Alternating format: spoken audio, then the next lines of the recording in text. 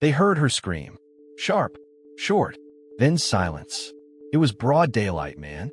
Kids still outside. Dogs barking down the block. And yet, Amy Reidling, she never made it home. This story is based on real events reported by police and news sources. It happened in Decatur, Georgia, 2025. Not late at night. Not some back alley. No, this was the middle of her own street. A place she thought was safe. 5 steps from her porch, a man grabbed her. Her keys hit the ground. Her voice broke. And just like that, she was gone. Now let me slow this down. Because Amy Reidling? She wasn't just a headline. She was 29 years old, worked at a local clinic. Big heart, always smiling, always giving rides to neighbors, always the one bringing food to work when somebody was down. She had dreams. She wanted to start her own home care business. She talked about helping seniors in the community, making sure no one felt alone. That's the kind of woman she was. People loved her laugh. Loud. The type you could hear from the kitchen to the yard. And her mama said she had this habit. She'd walk fast everywhere. Didn't matter if she was late or not. She always looked like she was in a hurry. That day, she was just trying to get home. Decatur, Georgia. Early spring, March 2025. The weather was mild, little breeze in the air. It was just after 5 p.m. Folks coming home from work. Kids riding bikes. Normal day. Amy parked her car at the curb, just a few houses from her porch.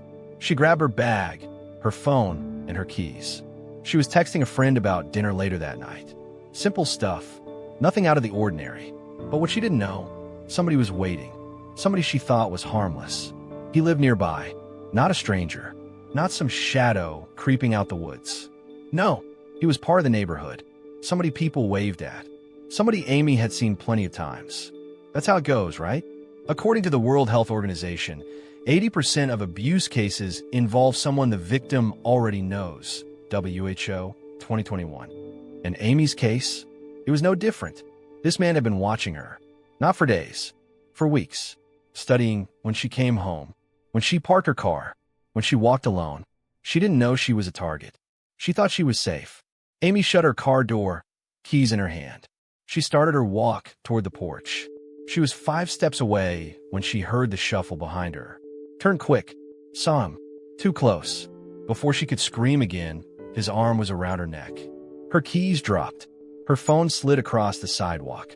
Neighbors heard noise, but all happened fast. Seconds, man. That's all it takes. He dragged her toward the side of the house. Her shoes scuffed the pavement. One of her sandals broke. She fought hard, scratching, kicking, trying to push free. But he was bigger, and he had control. You gotta understand something here. This ain't some movie. This ain't no, she'll get away in the last second scene. This is real life, and real life is cruel.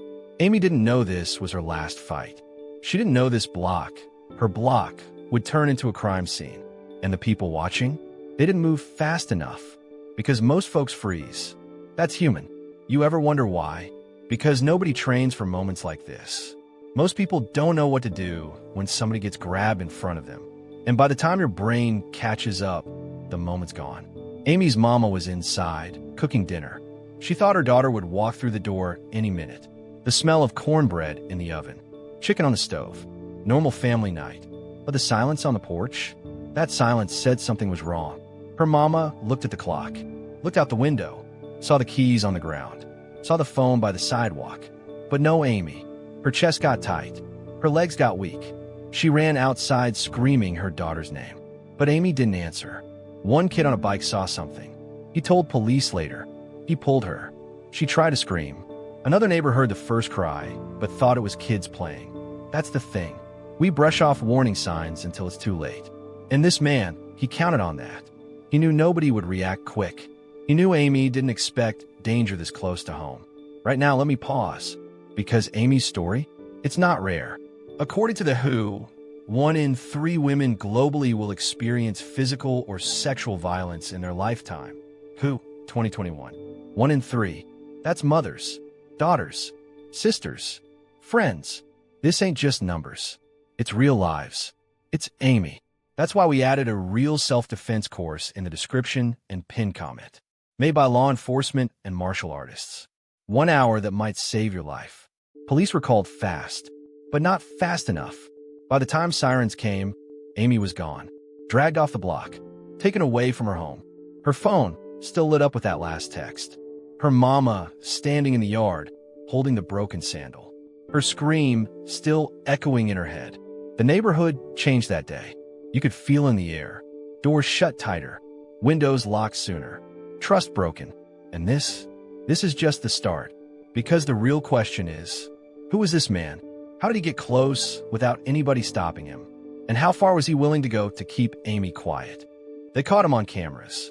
That's what saved the case. Not one camera, not two, but 3 different angles. See this man? He thought he was slick. He thought nobody saw him. But in 2025, the street sees everything. His name was Marcus Doyle, 41 years old, worked odd jobs, lived 3 houses down from Amy. People knew him as quiet. But you know the kind of quiet that feels wrong? Like something brewing under the skin? That was Marcus. He watched Amy for weeks. Not in some Hollywood stalker way. Just slow, casual, standing by his porch, sitting in his car with the engine running, pretending to check his phone. And nobody noticed. Because in neighborhoods like this, folks mind their business. You wave, you nod, you keep walking. Marcus knew Amy's schedule. Knew she worked 9 to 5. Knew she parked on the same street. Knew she walked fast, head down, keys in hand. He knew her mama cooked dinner around 5:30. He knew the timing of traffic. He knew the block got quiet right before family sat down to eat. That's when he moved. Broad daylight. Middle of the street. That's bold, man. That's sick bold. Amy didn't see it coming. Her last text was mid-sentence. Phone in one hand, keys in the other. She looked down for a second. That's all he needed. He pulled her hard. She fought. Her shoe broke. Her scream cut through the air. But Marcus didn't stop. He dragged her behind a neighbor's garage. That's where cameras caught him. You could see Amy's hand reach out, grabbing at the side of the wall, clawing for grip. And then she disappeared out of the frame. Minutes later, a neighbor's kid rode by on a bike. Saw the broken shoe. Saw the keys. He thought maybe Amy dropped them. But when he heard Amy's mama yelling, he knew it was bad. Police showed up in less than 10 minutes. Blue lights flashing across the block. Officers ran door to door asking, "Did you see her? Did you hear anything?" Some said yes. Some said no. But everybody felt it. The air was heavy. Like the block itself knew something terrible had happened. The cameras. Here's what cracked it open. A house 2 doors down had a new security system. Front and side cameras. Caught Marcus pulling Amy toward the back of the houses. Another camera across the street picked up the same thing. Not crystal clear, but enough. Enough to see his build, his walk, his shirt that day, faded red with grease stains. And the third camera? That was the killer. It caught his car. Old blue sedan, dent on the side. Everybody in the neighborhood knew that car. The search. Police started canvassing right away. Looking in yards, alleys, sheds. Calling Amy's phone again and again. But the line went dead. Her mama? She collapsed in the yard. Neighbors held her up, trying to calm her. But nothing calmed her. Her baby was gone. Cops put out an alert. 29-year-old black woman missing. Last seen on her block, possibly taken by neighbor. Decatur lit up with fear. People double-locked doors. Parents pulled kids inside. And for the first time, folks started talking about Marcus. Some said he was strange, always staring too long. Others said he'd been arrested before. Small charges, nothing that stuck. Trespassing, disorderly conduct. But nobody thought he'd do this. Nobody thought he'd snatch Amy from her own street. Funny thing about people, we notice weird, but we don't act on it. We chalk it up to that's just him. But sometimes that's just him turns into something deadly. Police move in. Within hours, cops had Marcus's name. They knocked on his door. No answer. Car wasn't in the driveway. But when they peeked through the window, they saw something on his table. A set of women's keys. Amy's keys. That's when they kicked the door. House empty. Marcus gone. The chase. Word spread quick. Police said Marcus might be on the run with Amy. High alert went out across Georgia. Checkpoints. Patrols. Every officer in the area looking for that blue sedan. Amy's picture hit the news by 7 p.m. Her smile all over the screen. The kind of picture that makes you choke up because she looked so alive. But behind that smile, time was running out. Inside the house, Amy's mama sat on the couch, rocking back and forth. Neighbors brought water. Family came over. But she kept saying the same words. She was right here. She was right here. That's the part that sticks, man. Not that Amy went missing far away. Not that she was traveling alone. No, she was 5 steps from her porch. Her mama almost saw it happen. That's a wound that never heals. And here's the truth nobody wants to face. According to the National Crime Information Center, a child or adult goes missing every 40 seconds in the U.S. NCMEC 2023. Every 40 seconds. Amy's case. She was one of them. Not a number. A daughter. A neighbor. A friend. Cops knew time was against them. The first 24 hours in a missing case? That's life or death. Every second mattered. They pulled dogs, helicopters, drones. Everything. And still, no Amy. No Marcus. Just silence. But one thing about silence? It don't last forever. And when Marcus finally popped back up, he made the one mistake that cracked the case wide open. Amy was missing for hours. The whole block was quiet. Nobody wanted to go outside. Nobody wanted to even look at the street. Police were working every angle, checking cameras, interviewing neighbors, following tips. But the truth is this. They didn't have Amy. They didn't have Marcus. And the longer that went, the worse it got. Now here's the thing about men like Marcus. They think they're smart. They think they got it all planned out. But greed, pride, stupidity, that's what makes them slip. Marcus slipped that night. He went to a gas station. Old blue sedan. Same one cameras caught earlier. He thought nobody would notice. He thought he was just another tire man filling up. But the clerk recognized him. See, Amy's face had already been on TV. The Amber Alert went out. The news was everywhere. And the clerk remembered Marcus's eyes. The way he looked nervous. The way he kept turning his head. So the clerk called 911. Police rolled up quick. Marcus saw them. He jumped back in the car. Tires screeched out the lot. He tried to run. That's when the chase started. Sirens wailing. Helicopters overhead. Lights flashing down the highway. Marcus swerved left. Swerved right. Nearly clipped 2 cars. But cops stayed on him. They weren't letting him vanish again. Now here's the part that shakes me. Amy was in the car. She was alive. Hands tied. Gag in her mouth. Terrified. Imagine that. Stuck in the back of a car. Police lights behind you. Praying they catch him before he does something worse. That was Amy's reality. The chase went for 20 minutes. Marcus hit back roads. Ran red lights. But there's one thing you can't outrun. A car that's already broken down. That old blue sedan. It couldn't take the heat. Smoke poured from under the hood. Tires wobbling. Engine dying. Marcus tried one last turn. Lost control. The car spun. Crashed into a ditch. Police swarmed in. Guns drawn. Get out the car. Hands up. Marcus tried to fight. Tried to push back. But they drag him out. Slapped the cuffs on. Pinned him to the dirt. And then they opened the back door. That's when they saw Amy. Her eyes wide. Her wrists bruised. Tears rolling down her face. But she was alive. Alive. Man, let me tell you something. That's the kind of moment that makes a whole city breathe again. Because people were scared. People thought she was gone for good. And seeing her step out that car, seeing her collapse into her mama's arms later, that was hope. But don't get it twisted. That night broke her. That night changed her forever. Now let's talk aftermath. Marcus got hauled off, charged with kidnapping, assault, unlawful restraint. The whole list. And this time, he wasn't slipping out of charges. Police dug into his past. Turned out he had priors. Small stuff. But the signs were there. People just didn't take him serious. Amy's case, it showed the danger of ignoring those signs.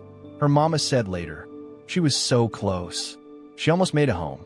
And that's the part that cuts the deepest. 5 steps away. 5 little steps from safety.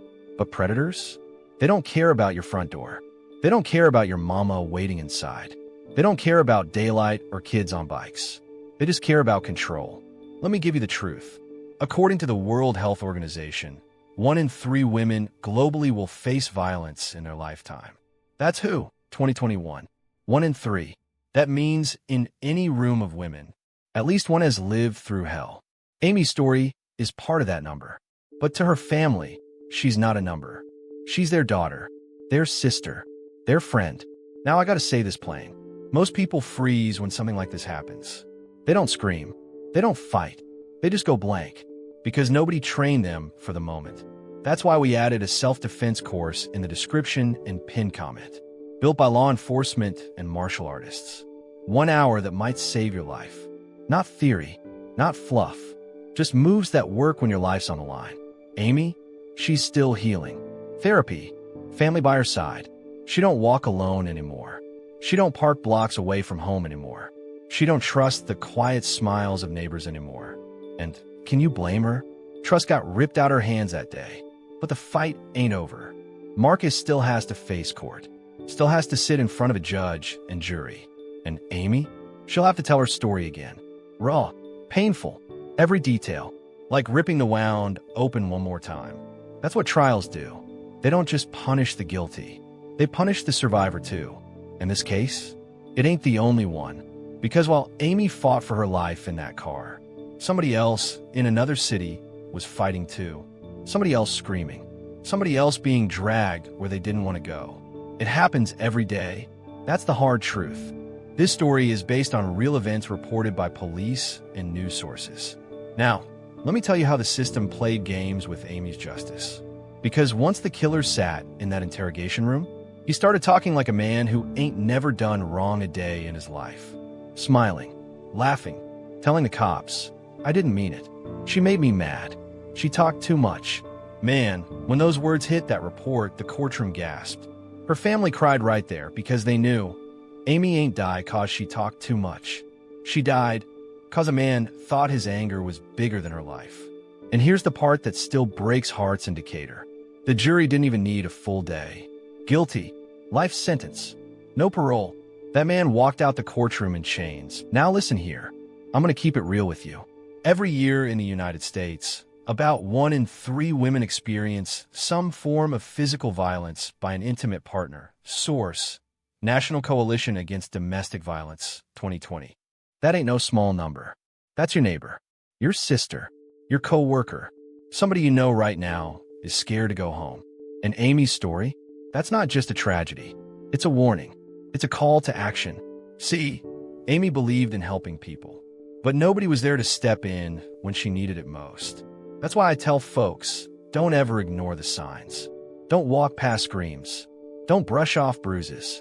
Don't say, that's their business. Because silence is how monsters walk free until it's too late. And before we close Amy's chapter, let me give you something real. If you or somebody you love feels unsafe, there are numbers to call, people to reach out to, even free self-defense classes in your city. It ain't about being paranoid. It's about being prepared.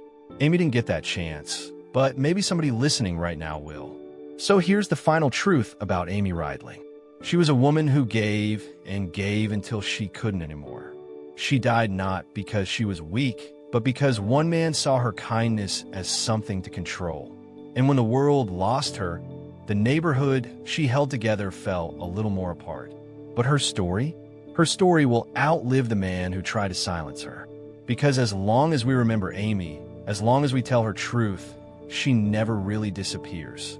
She stays alive in the warning, in the love, in the fight for better. This was the story of Amy Reidling, Decatur, Georgia, 2025. And like I always say, don't go nowhere. Because the next case, it's darker, it's colder, and it'll make you wonder just how much evil can hide in plain sight.